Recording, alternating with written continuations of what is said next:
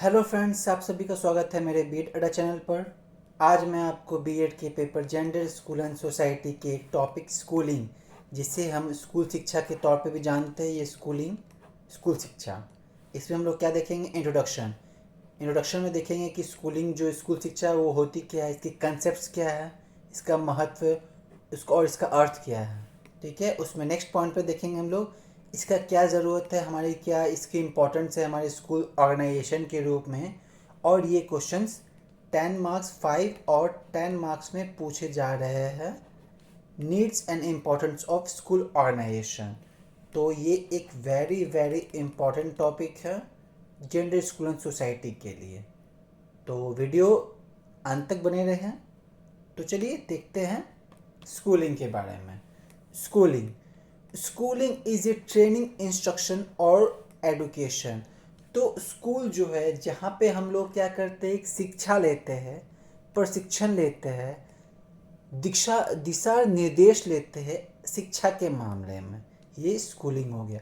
The process of being formally educated at school, ये formally हम लोग एक औपचारिक रूप से, एक अच्छे से प्रोसेस, एक अच्छी सी प्रक्रिया के रूप में हम लोग इसे सीखते हैं। कहाँ सीखते हैं? तो हम लोग इसे स्कूल में सीखते हैं। तो ये आपका स्कूलिंग हुआ। Schooling is the use of schools in education, तो स्कूलिंग में हम लोग स्कूल का इस्तेमाल करते हैं। ये एक बेसिक फाउंडेशन है हमारे जो नॉलेज, हमारे जो ज्ञान है, उसका ये एक मूल आधार है जो हमें दिया जाता है, बच्चों को दिया जाता है जब हम लोग बच्चे थे। तो ये आपका हो गया इंट्रोडक्शन, कंसेप्ट और मीनिंग। अब हम देखते हैं कि जो स्कूल ऑर्गेनाइजेशन है उसका आवश्यकता क्या पड़ती है और उसका क्या महत्व है, नीड एंड इम्पोर्टेंस। ठीक है, पहला पॉइंट है attainment of pre determined objective. तो पहले से जो निर्धारित किया गया जो भी उद्देश्य है उसकी हमें क्या करते होती है, प्राप्ति होती है। ठीक है, ये पहला पॉइंट है। तो every school have some goals to achieve, तो हर एक स्कूल है उसका एक अपना लक्ष्य है। जैसे कि जो तीर धनुष होते हैं उसमें जो हम लोग धनुष से जो तीर चलाते हैं, वो क्या उसमें क्या एक लक्ष्य होता है कि जो बो आई होता है, बुल्स आई होता है, उसे हिट करना होता है। तो एक लक्ष्य निर्धारित किया गया है बो एंड एरो के लिए। तो वैसे स्कूल जो है उसका एक अपना लक्ष्य है कि हाँ, मेरा स्कूल जो है वो उस जगह के, अपने जगह के प्लेस पे टॉप फर्स्ट रैंक पे वो आए। तो ये क्या उसका एक गोल होगा कि मेरा स्कूल मेरी जगह पे सबसे नामी होना चाहिए। तो हर एक स्कूल का अपना एक गोल्स बने हुए हैं। School management and organisation put every source together in such a way that every activity and effort is directed towards the achievement of a goals. तो जो भी हमारा लक्ष्य है उसको निर्धारित करने के लिए बहुत सारे जो हमारे साधन है, जो भी सोर्स है, उसको एकत्र करके, या फिर जो भी हमारी जितनी भी एक्टिविटी, जो भी हमारी प्रक्रिया है, जो भी हमारी ताकत है, उसको एक दिशा में काम करके हम लोग उस उद्देश्य को, उस जो हमारे लक्ष्य है उसकी हम लोग को प्राप्ति हो सके, वैसा काम हमारा जो भी स्कूल प्रबंधन, विद्यालय प्रबंधन या फिर संगठन होता है वो काम करता है। What ever is done it depends on the goals of the institute. जो भी कुछ होता है वो हमारे जो स्कूल के संस्थान के जो भी लक्ष्य निर्भर करता है वो हमारे पे। ऑप्टिमम यूज ऑफ रिसोर्सेज, अब जो भी हमारे पास संसाधन है उसका क्या है, अच्छे से उपयोग करना ही हमारा ऑप्टिमम यूज कहलाता है। जैसे देखते हैं a school need services of teachers. तो स्कूल में टीचर्स, सबसे पहला टीचर्स वेरी इंपॉर्टेंट, फिर नॉन टीचिंग स्टाफ। मान लीजिए स्कूल में सिर्फ टीचर, नॉन टीचिंग स्टाफ नहीं है, तो फिर स्कूल में जो रजिस्टर्स है अलग अलग क्लासरूम में कलेक्ट करने के लिए क्या होते हैं, प्यून होते हैं। लाइब्रेरी में लाइब्रेरियंस होते हैं, जो कि नॉन टीचिंग स्टाफ होता है। तो लाइब्रेरियन के साथ भी स्टाफ्स होते हैं, ठीक है। तो प्यून के साथ साथ बहुत सारी मेड भी होती है, और आपके जो स्कूल में साफ़ सफाई करने वाले स्वीपर होते हैं, साफ सफाई करने वाले और झाड़ू पोछा मारने वाले सब अलग स्टाफ्स होते हैं। तो अगर ये नहीं रहेंगे तो हमारा स्कूल जो है प्रॉपर फंक्शन नहीं कर पाएगा। उसके बाद स्कूल के जो हेड होते हैं प्रिंसिपल कहलाते हैं वो, और फिर प्रिंसिपल से ऊपर एडमिनिस्ट्रेटिव जो भी हमारा एकेडमिक ये सब ध्यान दे, एकेडमिक के साथ जो हमारा मेनली फीस होता है, सिलेबस होता है, या फिर जितने काम होते हैं वो एडमिनिस्ट्रेशन डिपार्टमेंट करता है, क्वेश्चन पेपर फॉर्म करना, तो वो सब एडमिनिस्ट्रेशन स्टाफ का काम है। वहाँ के जो भी स्कूल रिलेटेड काम है वो एडमिनिस्ट्रेशन देखते हैं। और इसके ऊपर सब जो भी डायरेक्टर्स हो गए, फिर सीईओ हो गए, या फिर वाइस, तो जो भी ये सब एक्स्ट्रा वो आपके रिसोर्सेज में नहीं आएंगे मेनली। तो ये चीज़ आपके जो संसाधन है उसको अच्छी तरह से पूर्ण रूप से इस्तेमाल करें। तो ये आपका क्या है, ये नीड एंड इम्पोर्टेंस हो गया, ठीक है। अब अगला पॉइंट देखते हैं हम लोग इसी में। To teacher student school needs classrooms, blackboard, projector. तो बच्चों को पढ़ाने के लिए शिक्षक को क्या क्या चीज़ों की आवश्यकता है। पहला है, जहाँ पढ़ाना है वो क्लासरूम कहलाता है, तो कक्षाएं होनी चाहिए। अब ऐसा नहीं कि पेड़ के नीचे बैठ के पढ़ा रहा है तो कभी भी बारिश आएगी, जो जानवर है वो आवाज़ करेंगे, तो इससे क्या होगा, वो वातावरण जो एनवायरनमेंट है वो नहीं बन पाएगा। तो एक क्लासरूम बेहद ही महत्वपूर्ण हमारा वातावरण बन जाएगा। ब्लैक बोर्ड, तो ब्लैक बोर्ड होता है, हम लोग चॉक एंड डस्टर यूज़ करते हैं। तो चॉक एंड डस्टर हम लोग कहाँ इस्तेमाल करते हैं, ब्लैक बोर्ड जो काला रंग का बोर्ड होता है उस पर लिखने का काम करते हैं। बिना इसके हम लोग आप पढ़ा ही नहीं सकते हैं। उसके बाद प्रोजेक्टर, तो जो प्रोजेक्टर है ये एक तरह का क्या है, एक तरह का गैजेट बोल सकते हैं। ये एक तरह का इलेक्ट्रॉनिक डिवाइस है जिसमें हम लोग एक कंप्यूटर के माध्यम से इसे हम लोग एक बड़े से स्क्रीन, टीवी जैसे स्क्रीन जो होते हैं इतने बड़े से स्क्रीन होते हैं, इस पे जो भी हम लोग पीपीटी बनाते हैं उस पर ये डायग्राम रखते हैं, इसके बारे में कुछ ना कुछ लिखते हैं। तो एक तरह का पीपीटी बनाते हैं। तो ये प्रोजेक्ट करना, बड़ा स्क्रीन पे प्रोजेक्ट करना ही प्रोजेक्टर का काम होता है। और ये पूरे एक बड़े से दीवार पे एक फ्रेम करके या पर्दे पे हम लोग इसको दिखा सकते हैं बच्चों को, जिससे बच्चे अच्छे से समझ भी सकते हैं और अच्छे से दिखाई भी देगा। तो ये प्रोजेक्टर का काम है, जिस पे आप लोग क्या क्या चला सकते हैं, वीडियो चला सकते हैं, पिक्चर्स दिखा सकते हैं, डायग्रामेटिक जो पिक्चर्स आपके कलरफुल होते हैं। आप तो ब्लैक बोर्ड पर कलरफुल, आप कलरफुल चॉक से बनाओगे ना, तो बट जो एक फिगर होते हैं उससे लिखकर, सुनकर और पढ़कर से ज़्यादा समझ में आता है। तो एक तरह का ये मल्टीमीडिया हो गया।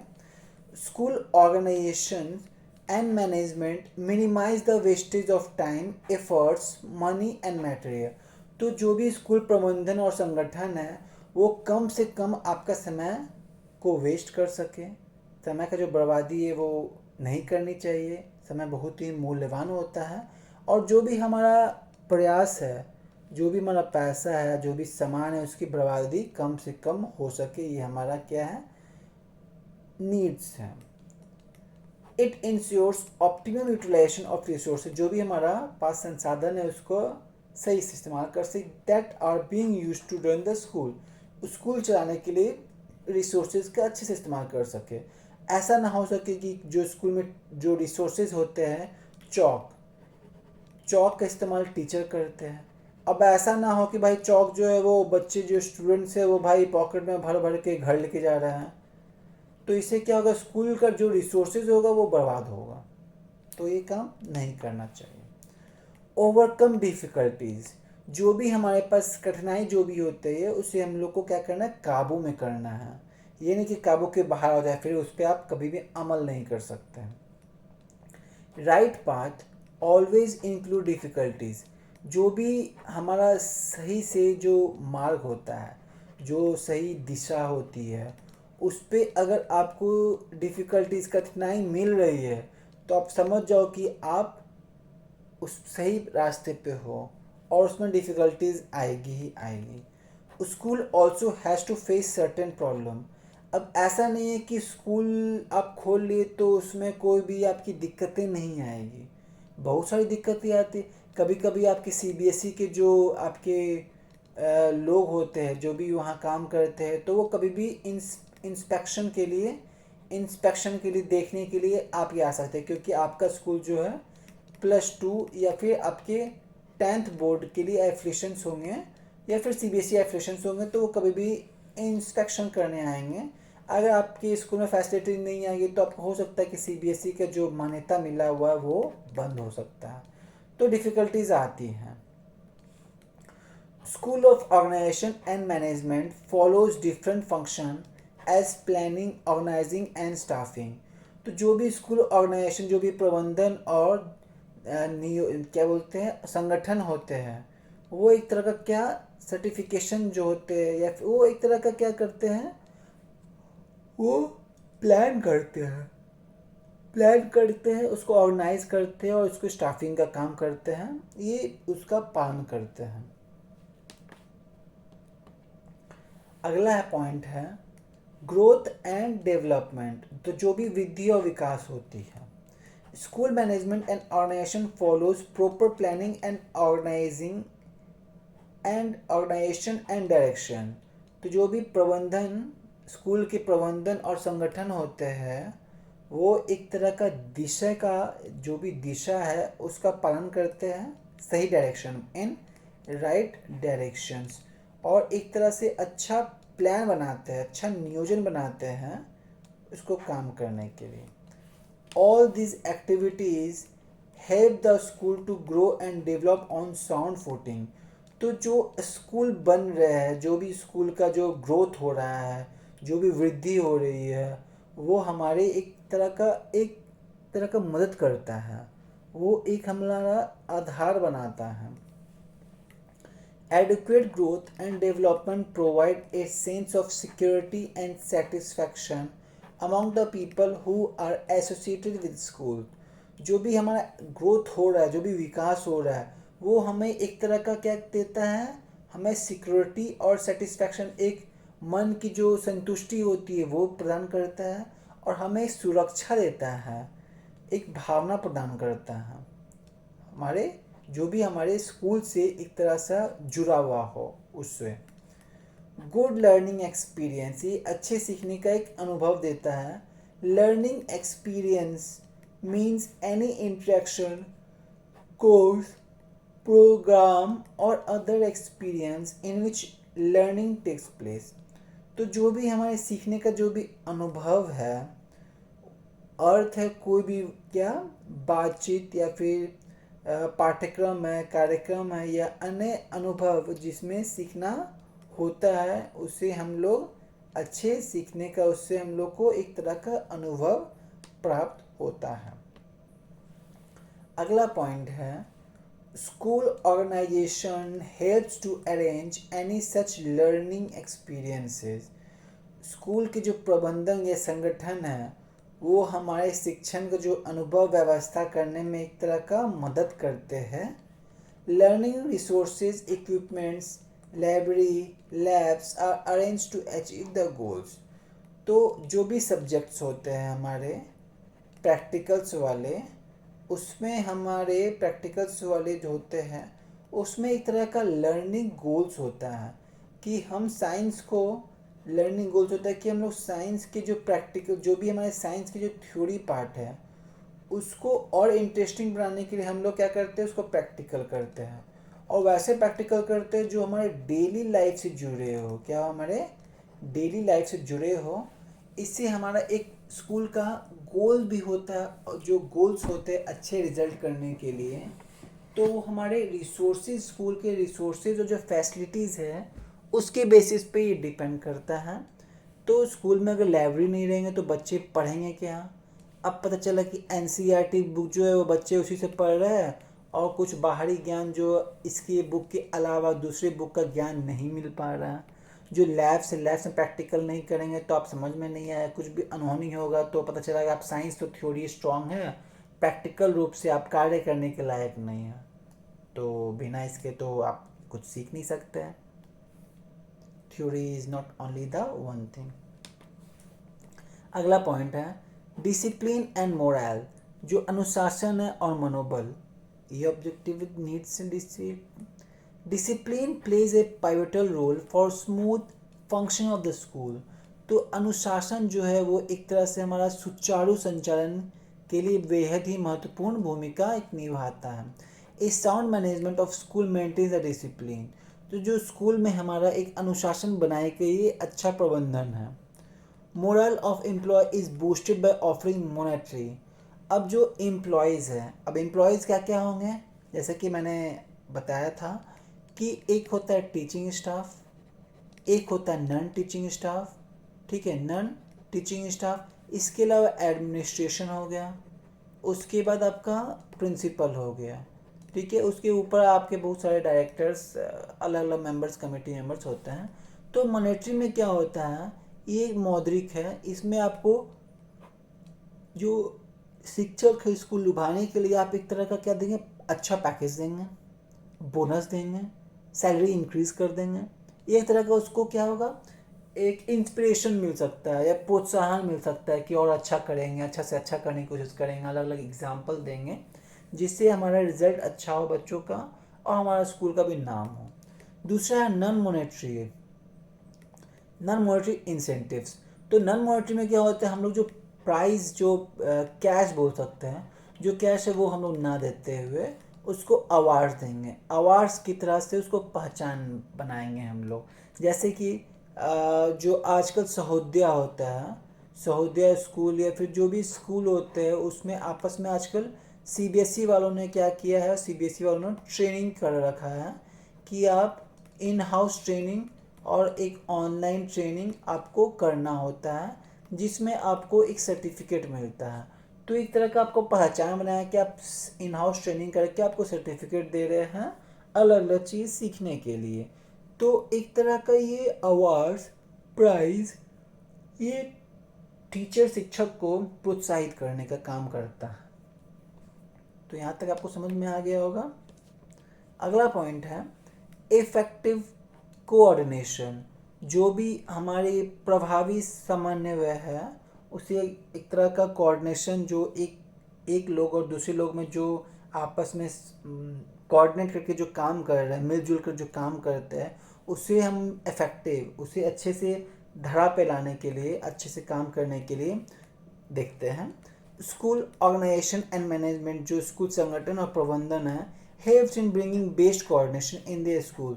तो जो भी मेल जोल है टीचर्स में, टीचर स्टाफ में, टीचर एडमिनिस्ट्रेशन में, प्रिंसिपल टीचर्स में, कोऑर्डिनेशन जो है ना वो सबसे अच्छा लाने का काम कौन करते हैं, स्कूल के मैनेजमेंट और ऑर्गेनाइजेशन। अगर ये अच्छा काम नहीं हुआ तो पता चले आए दिन जो टीचर्स हैं, टीचर क्या दे रहे हैं, आए दिन अपना टीचर रिज़ाइन दे रहे हैं। जो प्रिंसिपल है वो 2 महीने से ज़्यादा टिक नहीं रहा है। तो इसमें क्या होगा, अगर कोऑर्डिनेशन प्रिंसिपल और टीचर्स में नहीं बनेंगे तो स्कूल का जो पॉपुलेशन है, स्टूडेंट्स की जो कैंडिडेट की जो अटेंडेंस या फिर जो भी एनरोलमेंट हो रहा है वो ऑटोमेटिकली गिर जाएगा। तो स्कूल का ग्रोथ वैसे में नहीं हो सकता है। इसी के साथ coordination established between different department. देखिए अलग अलग डिपार्टमेंट जैसे कि science, maths, English, Hindi, with different levels of staff. अब डिफरेंट लेवल्स क्या चीज़ हो गया, जैसे टीचर्स में क्या हो गया, पीआरटी टीचर्स होते हैं, टीजीटी टीचर्स होते हैं, एक पीजीटी टीचर्स होते हैं। अब हर एक सब्जेक्ट में, जैसे कि पीजीटी में जो सब्जेक्ट हैं फिजिक्स के, तो स्कूल में फिजिक्स के 1-2 टीचर नहीं होंगे, मान लीजिए 3 होंगे, तो 3 में से एक कोई एचओडी होगा, मतलब हेड ऑफ डिपार्टमेंट होता है। लैब इंचार्ज, अब मान लीजिए फिजिक्स है, फिजिक्स में लैब असिस्टेंट होते हैं, ठीक है, लैब असिस्टेंट होता है, उसका एक हेड होता है जिसे हम लैब इन चार्ज कहते हैं, ठीक है। यहाँ तक समझ में आ गया। अब आगे पॉइंट देखते हैं, बेटर आउटकम्स। तो जो परिणाम होता है वो अच्छा निकल सके, बेहतर निकल सके। A sound school organisation includes everything. तो जो विद्यालय संगठन है वो हर तरह की चीज़ जो है उसको शामिल कर लेता है। Systematic, purposeful and according to the set aim. जो भी हमारा लक्ष्य है उसको साधने के लिए निर्धारित है, तो उसमें हम लोग उद्देश्यपूर्ण काम करना होगा, व्यवस्थित रखना होगा हम लोग को। For example material resources use, जो भी हम संसाधन को उपयोग में लाते हैं। सूटेबल टाइम टेबल, हमारा जो टाइम टेबल है उसको हम लोग को अच्छे से विभाजन करना पड़ेगा, जो कार्य है उसको विभाजन करना पड़ेगा, समय सारणी बनानी होगी और मूल्यांकन भी करना होगा। मूल्यांकन करने के बाद हम लोग बच्चों को फीडबैक भी देंगे कि आपकी यहाँ कमी है, आप यहाँ अच्छा काम कर सकते हो, आप ऐसे पढ़ सकते हो। तो एक तरह का ये बेहतर परिणाम निकालने के लिए सबसे अच्छा तरीका है। नेक्स्ट पॉइंट है, all these activities increase learning and results in exams and curriculum activities. तो जो सभी गतिविधियां हैं उससे हम लोग काफ़ी तरह के सीखने की क्षमता जो है वो बढ़ती है। परिणाम स्वरूप क्या होता है कि एग्ज़ाम होते हैं, उसमें करिकुलम एक्टिविटीज़ होते हैं। एग्ज़ाम के अलावा करिकुलर एक्टिविटीज़ क्या हो गया, जैसे पोएम रिसाइटेशंस हो गया, लेटर जैसे कि पोएम रिसाइटेशन, एसे कॉम्पिटिशन्स हो गया, ड्राइंग्स हो गया, पेंटिंग्स हो गया, गेम्स एंड स्पोर्ट्स हो गया, गेम्स एंड स्पोर्ट्स हो गया। तो ये करिकुलम एक्टिविटीज़ है, तो ये अच्छा काम करते हैं। एग्ज़ाम से रिलेटेड क्या हो गया, हाफ ईयरली एग्ज़ाम हो गया, हाफ ईयरली एग्ज़ाम हो गया, हाफ ईयरली एग्ज़ाम हो गया, फाइनल ईयर एग्ज़ाम हो गया। तो ये एक तरह से एक्टिविटीज़ है, गतिविधियाँ हैं जिससे हम लोग सीखते हैं और हम लोग का रिजल्ट में जो एग्ज़ाम आता है वो हमारा एक तरह का प्रोग्रेस है, वो प्रोग्रेस रिपोर्ट टीचर बना के देते हैं। तो यहाँ तक समझ में आ गया होगा। तो चलिए आज का वीडियो यहीं समाप्त होता है। अगर आपको वीडियो अच्छा लगे तो लाइक कर सकते हैं, आप कमेंट्स करें, और अगर आपने सब्सक्राइब नहीं किया तो सब्सक्राइब कर लें, नोटिफिकेशंस आप ऑन रखें जिससे हमारा जब भी वीडियो अपलोड हो आपको बेल आइकन के माध्यम से आपको पता चल जाए। अगर आपको अच्छा लगे तो आप अपने दोस्तों के साथ शेयर भी कर सकते हैं, हमारा टेलीग्राम ग्रुप ज्वाइन कर सकते हैं। तो आज का वीडियो यहीं समाप्त होता है। Thank you.